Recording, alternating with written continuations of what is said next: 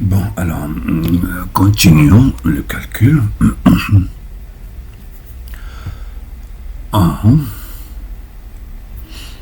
Le calcul qu'on a déjà vu les équations différentielles, un peu de solution.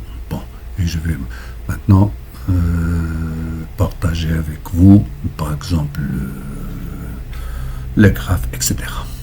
et les dimensions. Voilà.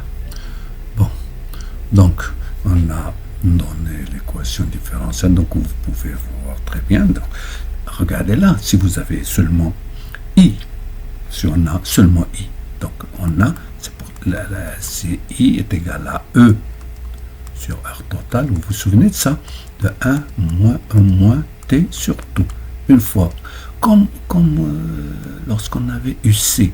Donc UC, ça peut nous permettre de trouver tout ce qu'on veut dans le dipôle RC. Maintenant, dans RL. Dans RL, vous avez I, donc c'est la solution. Donc on va avoir UR de T. C'est RI. D'accord? C'est RI égale R. C'est R sur grand R plus petit r. C'est ça? E 1 moins T sur tout. Donc vous voyez très bien la solution. Voilà UR. Voilà. Alors d'ici là, j'ai D de I sur dt. Moins avec moins c'est plus. Donc c'est E sur taux fois grand R plus petit r. Ça c'est 0. Ça avec le moins, avec le C sur taux, E moins T sur taux. Ça D sur dt. Donc ça va me donner UL. Si bobine idéale, c'est la bobine idéale. D'accord? Idéale. Donc UL est égal à LDI sur dt, qui est égal à L sur taux fois R total, si vous voulez R total, d'accord? L sur taux fois E moins T sur taux.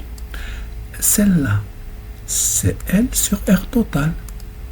Donc, elle part avec L, R total part avec toi. Elle me donne CE moins T sur tout. Vous voyez très bien UL, comment il devient. D'accord? UL, ça va devenir, si la bobine est, idéale. Donc, bobine réelle, qu'est-ce que ça veut dire là? C'est R égale à 0. Là c'est non. Donc UL est égal à RI plus LDI sur DT. Égal à R fois I. Regardez là. Sur grand R plus petit r, E, facteur de 1 moins T sur tout. D'accord? Plus LDI sur DT, c'est plus E moins T sur tout. C'est pour ça que je dis faites attention, pour le calcul c'est un peu délicat. Donc regardez la UL, comment elle devient la solution de UL. Voilà. Vous avez les équations différentielles et la solution. Donc là, j'ai dit, regardez, j'ai trouvé l'équation différentielle pour la bobine idéale.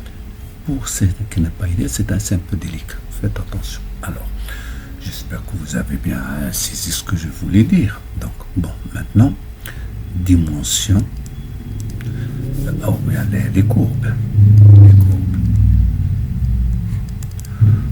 Donc, les courbes, qu'est-ce que j'ai? Les courbes, qu'est-ce que j'ai? J'ai ici D. Si vous voulez, si je trace I de T, donc j'ai IP. IP qui est égal à E sur R total. D'accord?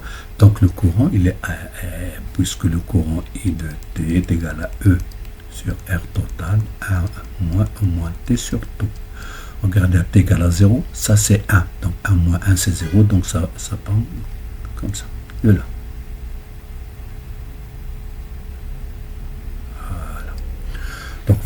bien soit qu'on fasse une tangente égale à 0, soit, donc là c'est taux, soit là 0,63 IP, comme vous voulez.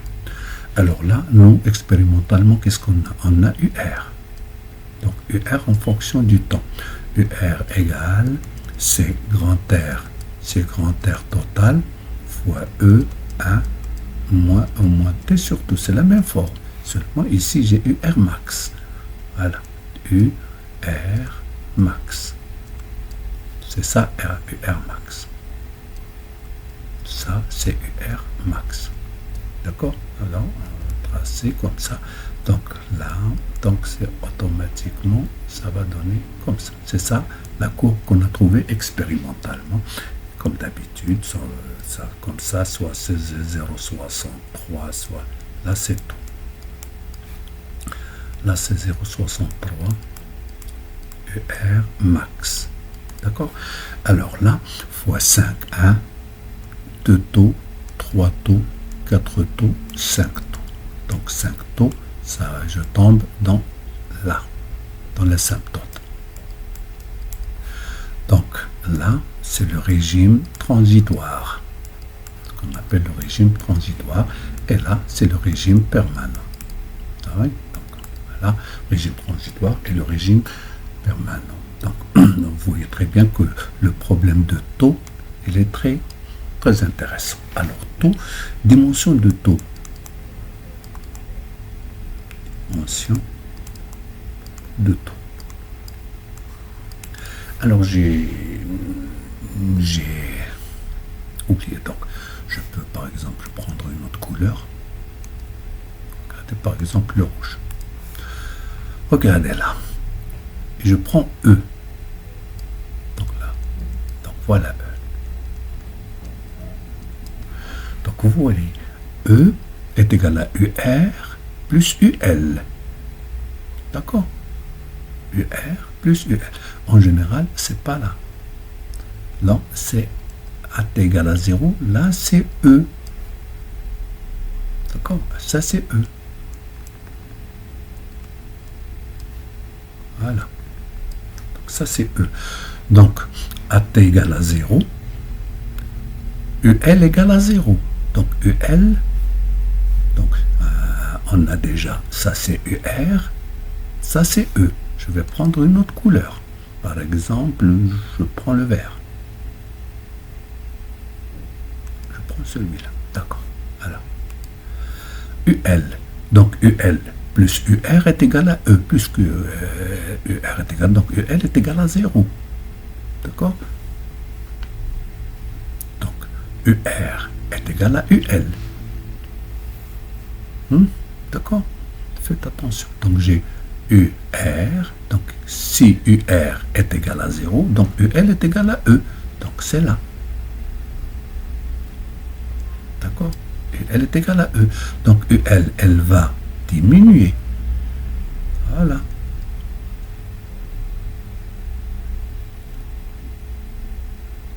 Voilà. Ça, c'est UL. Regardez, ici, c'est pas de taux, mais ici, c'était un demi. Là, c'était un demi. Prendre une autre couleur, c'était un demi. Donc, voilà. Là. Il n'y a pas de... Celui-là, c'est plus... 1. Voilà, 0,5, c'est comme ça. Regardez là. Là, c'est... Lorsqu'il y a une intersection des deux courbes, ça c'est UL, donc c'est T1,5. Regardez très bien, vous connaissez très bien qu'il y a une relation entre T, taux et T1,5. T1,5 c'est 50%, 0,05 de UR max, par exemple. 0,5, l'autre c'est 0,63. Donc T1,5 était normalement T1,5 est égal à taux ln de 2. Vous vous souvenez de ça? Bon, alors, pour dimension de taux, donc on a déjà, donc taux égale L sur R total. D'accord? Donc, dimension de taux, c'est dimension de L sur dimension de R. Voilà. Bon, alors on va prendre le bleu. Donc, on a UR, d'accord, égal à RI. C'est-à-dire dimension de R, c'est dimension de tension de U, tension, sur dimension de courant de I. Voilà.